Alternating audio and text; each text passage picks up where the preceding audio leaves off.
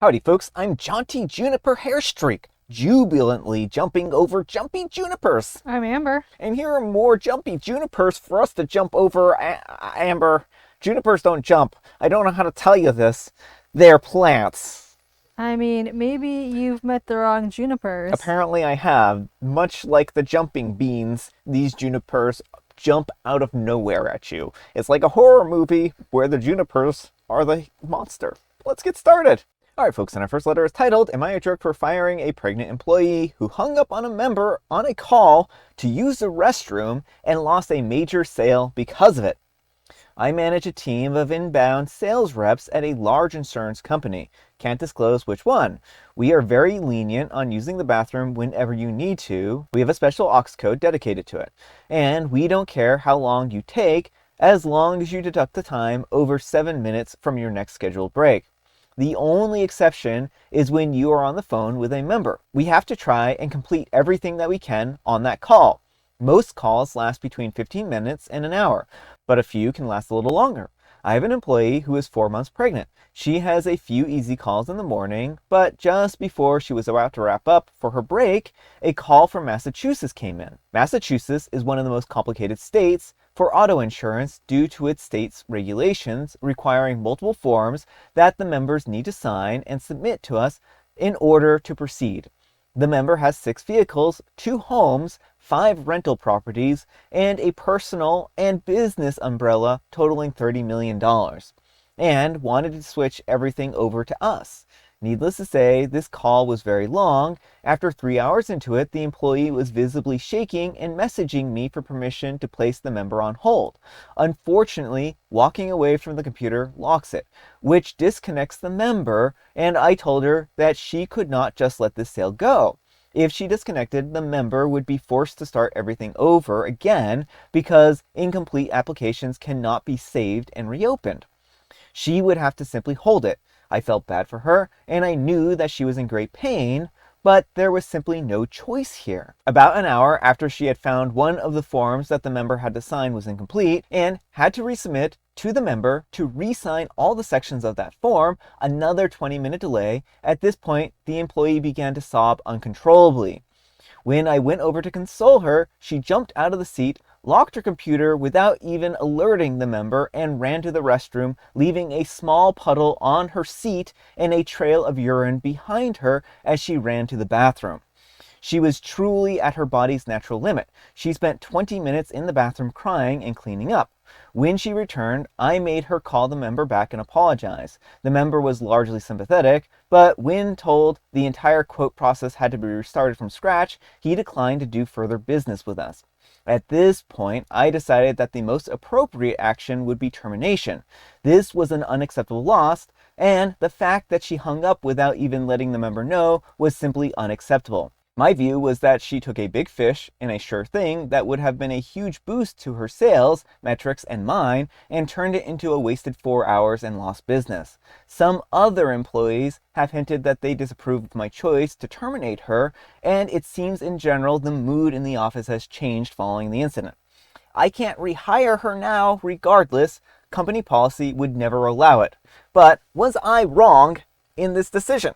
Alright folks, what do you think? Was OP wrong in this situation? Was it just a simple misunderstanding? Centrifuge. Centrifuge? I mean, I think there are serious issues with this company. If you cannot save an in progress form, like, no one, pregnant or not, should have to sit for 4 hours on a call without being able to take a break. I am not pregnant, and I would probably need, like, if I was on a call for 4 hours, I might need to get up and use the bathroom. You know, what he did, or what the manager did in the situation, is inexcusable. Putting someone's health in the line, because, like, you can get urinary tract infections and all kinds of nasty stuff if you hold your urine in for longer. You can end up with some muscle issues sometimes. Like, it's really bad. Plus with pregnancy, it's even worse, Oh, right? yeah, absolutely. And so, like, I'm just, like, baffled. Like, why couldn't someone else take over the call for her, Yeah. or any number of things that would have allowed her to use the bathroom? The big problem here is that OP could have done something to help out this woman, right? Mm-hmm. Like, OP just chose to do nothing. Instead of taking over the call themselves, which seems to never have crossed their mind, and they could have just put the person and said, oh, our employee here really had to use the bathroom, has to use the bathroom. I'm going to be on hold with you for a second here while she goes and takes care of business.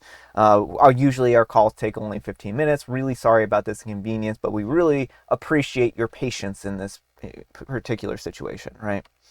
And they can even say, and she's pregnant.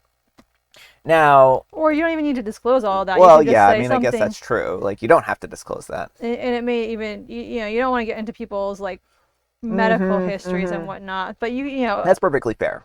you know, OP could just say that the employee has had something come up and like I'll be taking over for you or something like that. So, but it doesn't even seem to occur to OP that they could do that, right? Which tells me that OP is not probably a very good manager in general.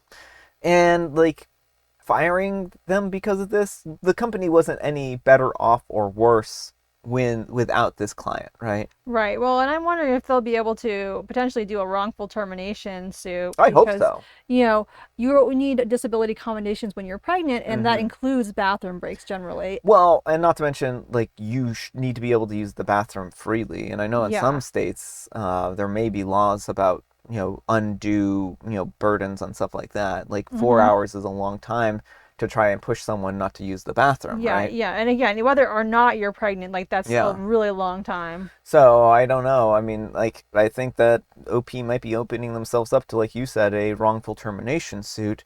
And the fact of the matter is that it's not your employee's fault that your software is garbage and doesn't save as you progress, right?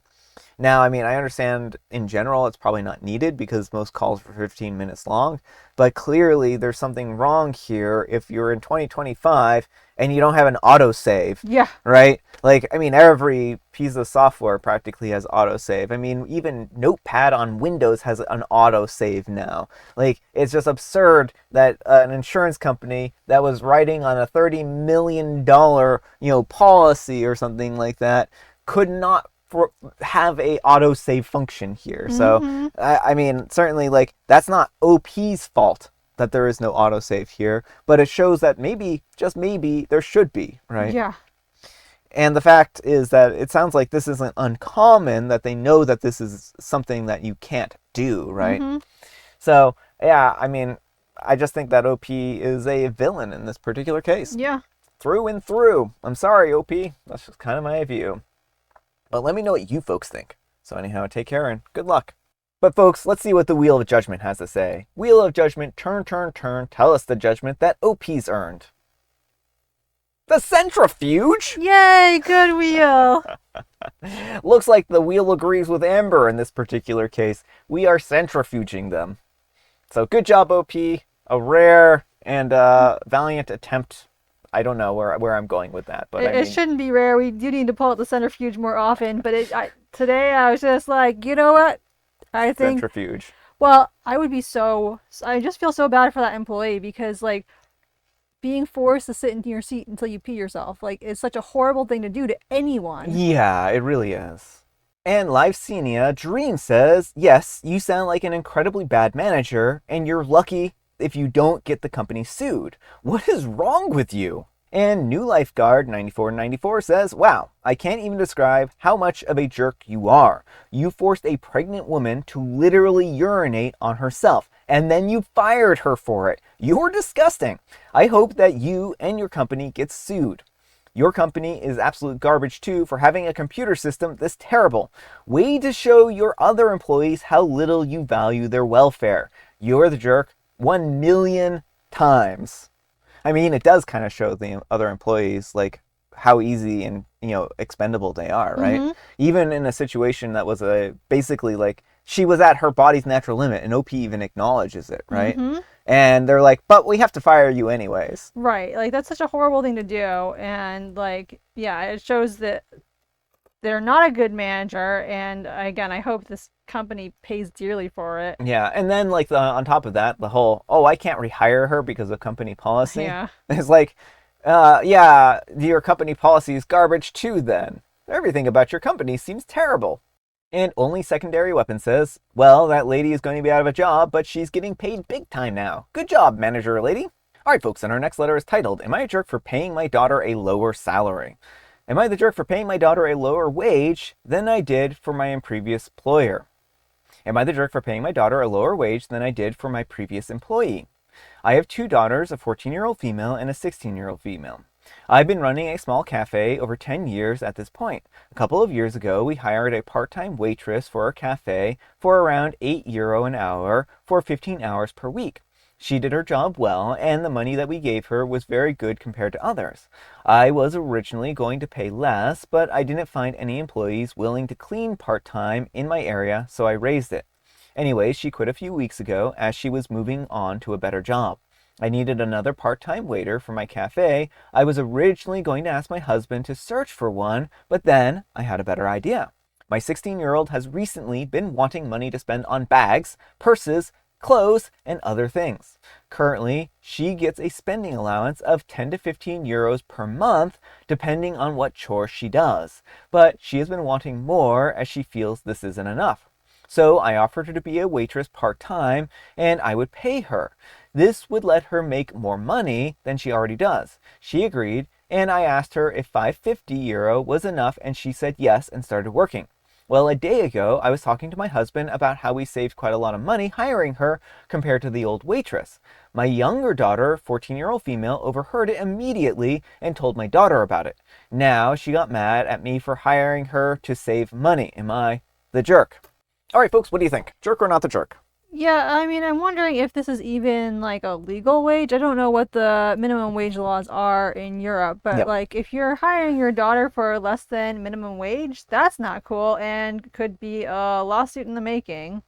Yeah, I mean, I guess it depends on their laws, right? And I mean, certainly, like, OP isn't obligated to pay more than whatever minimum wage is. If they are paying their daughter less than minimum wage and there are laws in their jurisdiction about that, then certainly they should, they might be setting themselves up for some legal problems.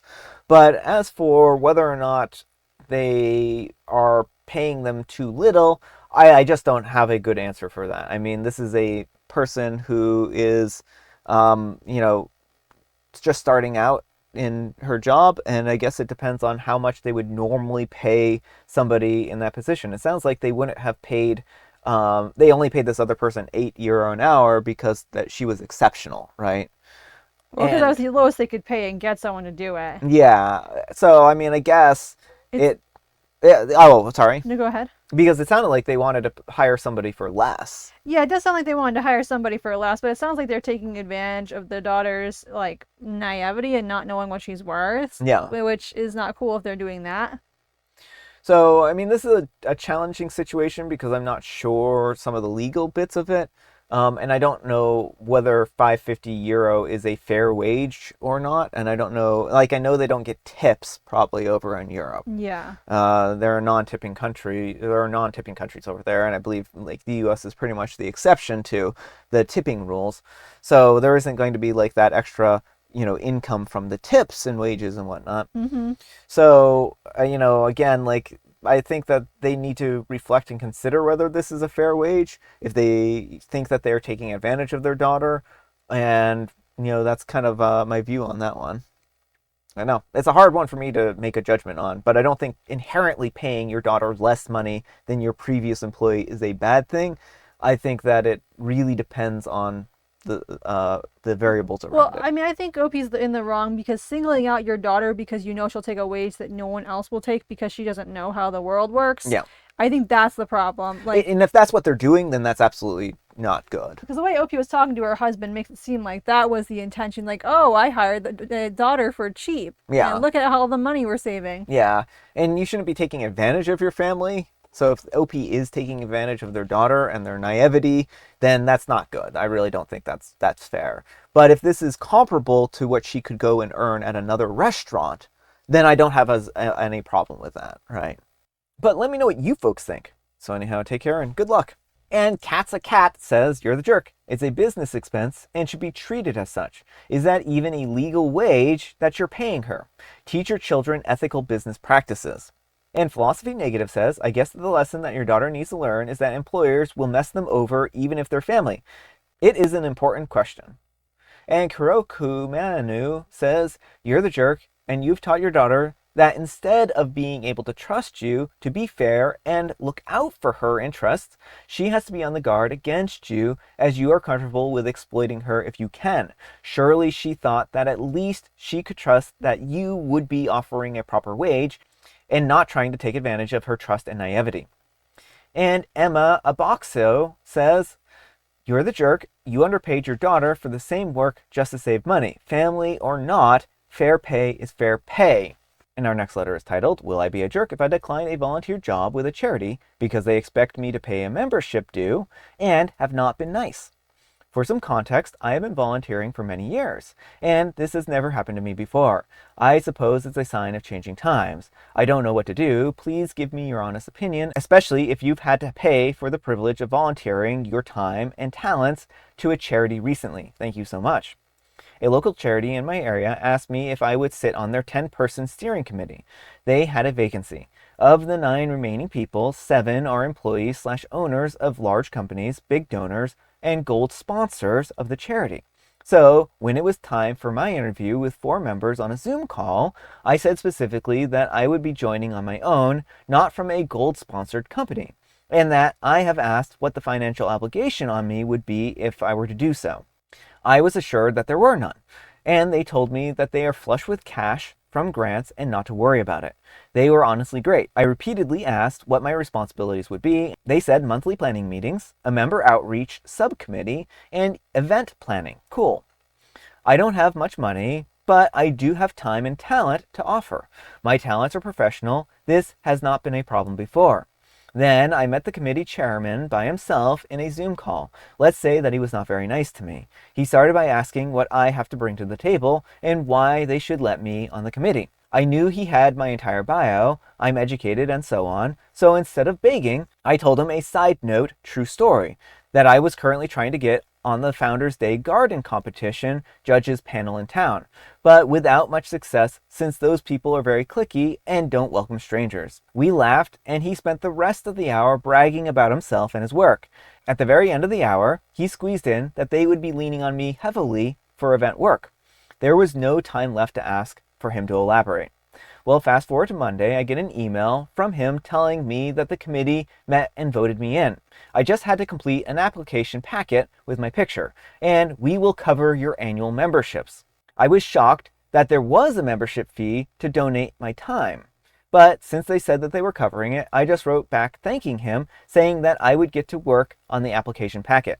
Later that day, I get a very terse email from his administrative assistant, one of the committee members I had not met yet. She said that in no uncertain terms that he did not mean to say that they were covering my membership fee. That's exactly what his email said, and they expected my prompt $100 payment. It took the air out of my lungs for 2 main reasons, and I need to know what you folks think. First, 20% of my shock was the money. I specifically asked all the people that I interviewed with what would be the expectations on me, especially the financial obligations, since I'm not a wealthy gold donor and my employers are not sponsoring me on this or any other charity. Second, and the other 60% of the problem for me, is how disrespected I was. Talked to like I was in 3rd grade, not an ounce of appreciation for the amount of event work that I'm about to be responsible for and deliver to them, or any kind of effort to be friends in the process, like I was applying for a paid job. Third, the remaining 20% is my concern that more unwelcome obligation surprises await me if I take this on. Twice, he has surprised me with weighty things. Honestly, I want to run away now before I'm knee-deep into work and letting down other nice people at this charity. If I bail, what, if anything, should I say is my reason? I've been drafting all kinds of short replies in my mind for 3 days, and nothing is sounding good. Help! All right, folks, what do you think? No, you're absolutely not the jerk, and you definitely should bail. This sounds kind of scammy. Like, I have volunteered at various places before, and generally, I have not heard of a place that expects you to pay money to volunteer. What you are volunteering, what you are contributing, is your time. Yes, they may, like, send out donation mailers to you, like, when you're on their list, but, like, they should not be expecting you to pay money to volunteer.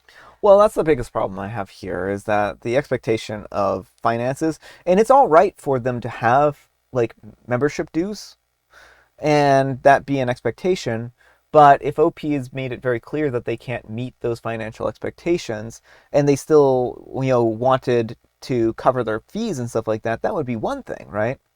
But the fact of the matter is that there seems to be a lot of miscommunications. Mm-hmm. There seems to be a lot of kind of stuff where they're making obligations on OP that OP didn't agree to. And it starts to feel more and more like a bait and switch where they're saying, well, you're hired for this, but now you have to pay us, right? Right. Well, it feels grossly mismanaged at Yeah. this point in time. So when you're thinking about what to say, you can say, one, you were assured that you wouldn't be Yeah. forced to pay money. And you can also say, too, that it seems like there's been some gross miscommunication if you were assured that you wouldn't be expected to pay dues all this time and now you're being asked to pay dues. Yeah, well, not to mention, I think it's perfectly fine to call people out on their rude behavior. Oh, yeah. And I think that if OP wanted to, they could point out in a kind way that, OP was volunteering for this, that the expectation on them was for their time and not a monetary thing, and that they'll be taking their business elsewhere because because of how poorly run this organization is, right? And unless OP passionately wants to work here, then just kind of walk away now. Well, I think even if you do, I don't trust that things would go well. Mm-hmm. So, I think it's probably too late. Maybe you can find another organization that does similar things and that isn't scammy. Yeah. Um, Well, OP can even point out, be like, look, you're the one who invited me to be on the board. Mm-hmm. I didn't reach out to you. You reached out to me because of my expertise.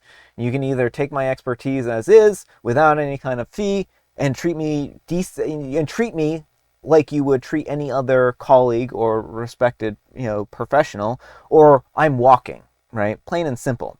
And I think OP taking an aggressive stance like that wouldn't be a bad thing and would probably hopefully shut them down from any future type of thing. And they can say, look, if the OP still wants to take this opportunity, they can, and make it very clear that they will walk if they're treated with disrespect or if the obligations change.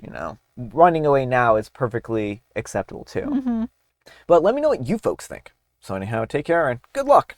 All right, folks, it is tea time. Grab your beverages of choice. I've got some tea right here, and Amber, she has a joke. What's a feline's favorite shoe?